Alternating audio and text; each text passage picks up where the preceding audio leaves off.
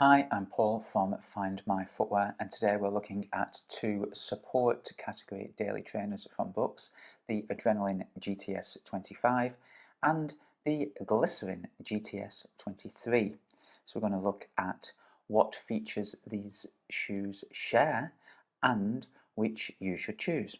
So first of all, the Adrenaline GTS 25.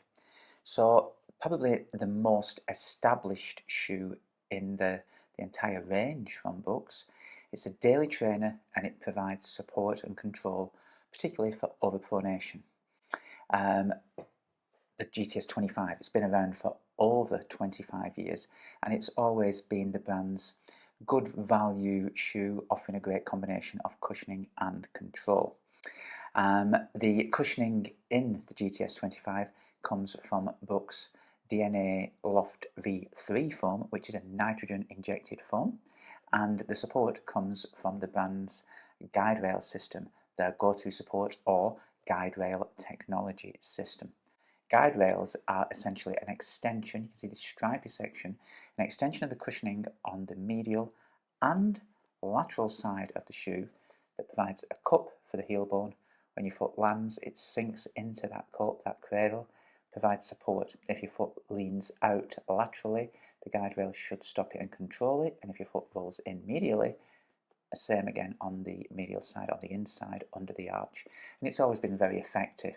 New in the Adrenaline 25 is the fact that these guide rails are what the brand calls co-molded. So you can see it's all part of the same midsole unit. Okay. Previously, as we have in the Glycerin GTS 23, we have this section as it's a separate piece and it is a little bit firmer. Now, the difference being that I think in the Glycerin now, and as was the Adrenaline GTS 24, the separate unit does provide a little bit more support. In the Adrenaline, it still works okay, but it's not quite as effective as previous versions.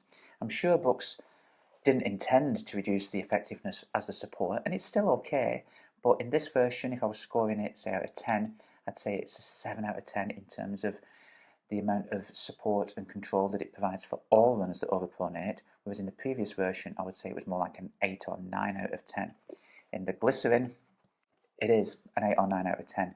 It's very positive support, you can notice it, and it is very effective. When I film runners using rear view video gait analysis, it does provide a good level of support for a very wide range of people. So in terms of support, I think the Glycerin has it. In terms of cushioning, the Glycerin uses the DNA tuned material. Again, it's a nitrogen injected foam, but instead of in the Adrenaline, it's a single density of foam. In the Glycerin, where you have larger cells in the heel, smaller cells in the forefoot, and that results in softer impact, more responsive toe off. So it does make the Glycerin a little bit plusher, a little bit softer, and a little bit smoother in terms of the overall ride. And I think it's possibly a little bit more versatile. The stack height is a couple of millimeters more than the Adrenaline as well. So it's a more premium feel. It is a little bit more expensive, but I think given the extra benefits you get in terms of overall cushioning and control, it's probably the better option. The Glycerin is suitable for daily training, whereas the Adrenaline, yeah, same, but better value proposition. I think, like it's a little bit cheaper. But also in the Adrenaline, it's available in more width options and in various colour options, as well as a plain black. So it does open up the possibilities for the usage of the Adrenaline. So you might want a shoe just for day-to-day use, for going to the gym, a versatile training shoe for general use, perhaps for work as well, because it's available in all black version.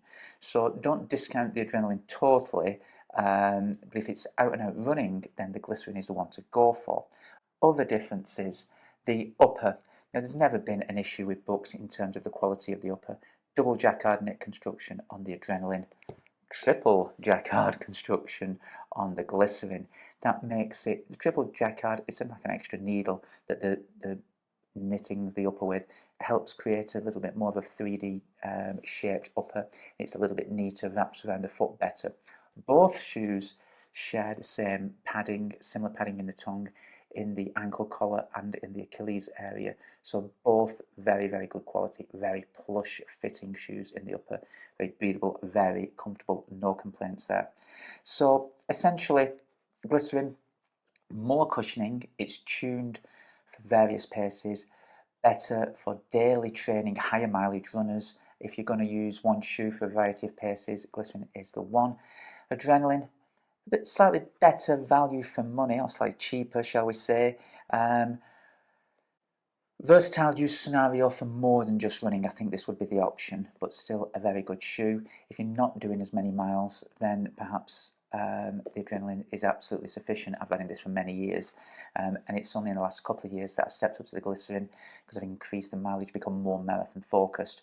But they're not a bad shoe between them. I'm scoring the Adrenaline 8.5 out of 10 and the Glycerin 9.5 out of 10. So both very good options in the supportive daily trainer category. Any questions, please stick them down below. There's always questions on the Brooks shoes.